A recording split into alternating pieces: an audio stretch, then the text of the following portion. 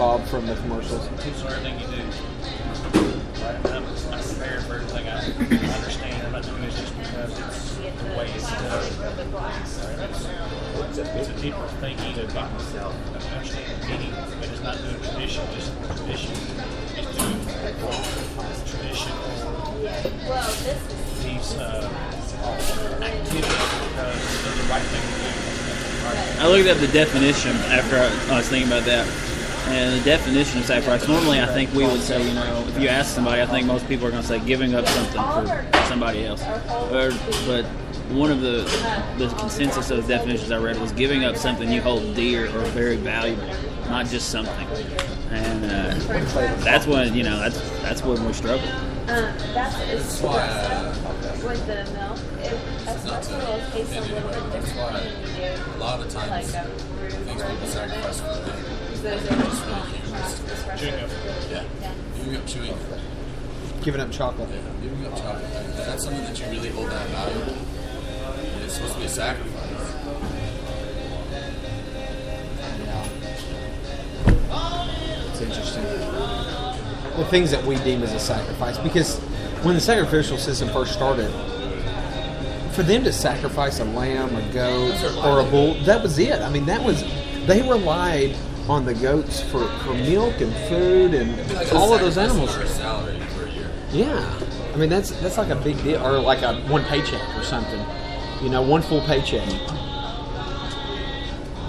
which in the grand scheme of things, 10% doesn't seem all that much. When you put it in that perspective, but how often we'll shortchange God? I mean, we'll become like the Israelites. We will even talk ourselves into while 5% is okay. We'll say, it's okay because I'm still giving God something. It's like, it's okay, I'm still giving him the blemished lamb. And God's like, I don't even want it. I don't want any part of it unless you're going to give me the whole thing, unless you're going to give me your whole heart, unless you're going to give me everything that you got within this. I don't want any part of it. Yeah, that's how Cain started out from the very beginning. Yeah, and what happened to him? He killed his brother and got cursed to roam the world or whatever. Yeah, I mean, where do we come with the idea that God is satisfied with, hey, at least I'm giving him a little? I don't see God. Yeah, you just about to say, well, I had. Imagine if God said, I'll give you part of myself.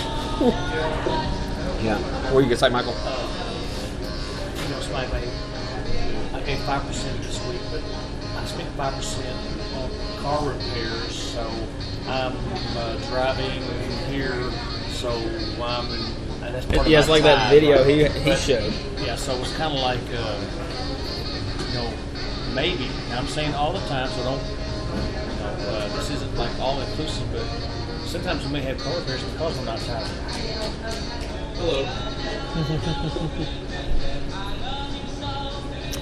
I'm not saying if you have car trouble that God's cursing you. Just saying. But I just don't know where. Obviously, I mean, as like Michael said, what's pathetic is we do have the hindsight. We see all of it from the history up to our point now. We don't see the future, obviously. And do we often? I mean, how quickly we get numb to it. It didn't take them long before they were offering blemish sacrifices or no sacrifice whatsoever, or the priest to not do it correctly, or to take a little shortcut to cut corners to do whatever it is. Yeah, was it Aaron's son, one of his kids that Both took a of them. shortcut, or both of them? And we do the exact same thing. Well, I'm gonna shortcut here. Human beings are lazy. I think they're inherently lazy. And so I just, I don't understand how we get to the point where we feel like God is satisfied with that. Because, yeah, I mean, he did say, obey my commands. God will only be satisfied when we sacrifice everything. Until that point, I mean, he gave everything, and that's what he expects from us. He may not ask us to give up everything, but we've got to be willing to. Yeah. It's like the rich young man, right? Because what if he does ask you? Yeah. How often, though, do we say that? We have to be willing for God to sacrifice everything for God. But the moment he asks us, we don't do it. Right. I mean, like claim you're willing, but how often do we actually like? Well, God's not really asking me to give everything. Until they get to that point. God's really I mean, not that asking. that is a very, very, very tough decision to do. You know, I mean, that's a tough decision to make. You God, I'm gonna give up everything I have. Here it goes. You know, it's time to jump out of the boat. Let's go. Come on.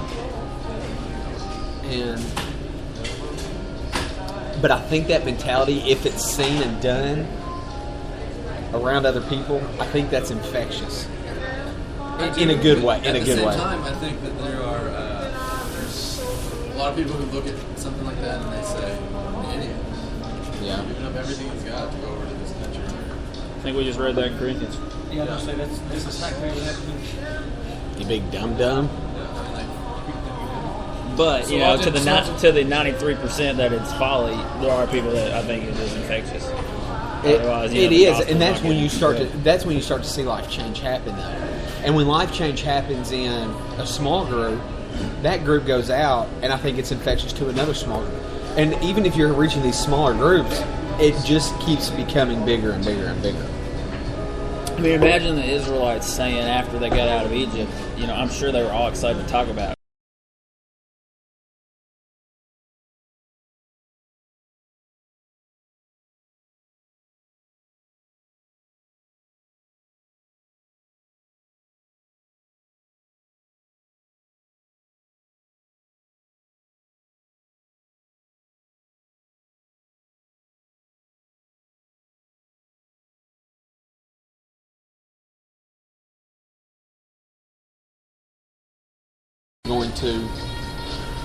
How are we going to do that? It'd be interesting to share the stories next week of irrational generosity. Something that, man, that's just nuts, you know?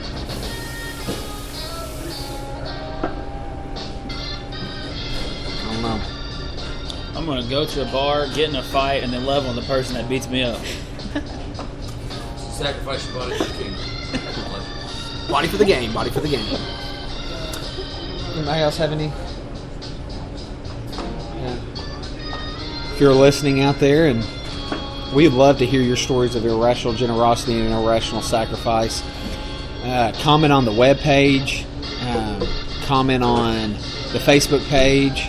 Tweet us at OB Coffee Talk.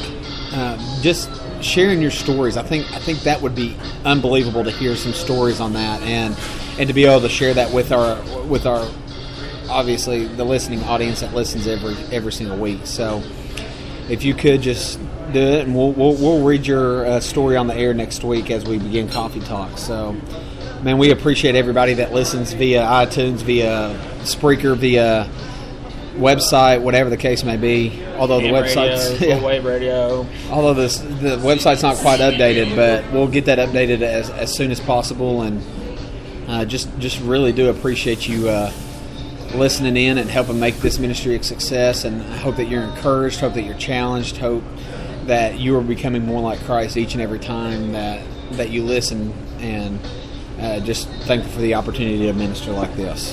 And so check us out at www.obcoffeetalk.com. Yeah.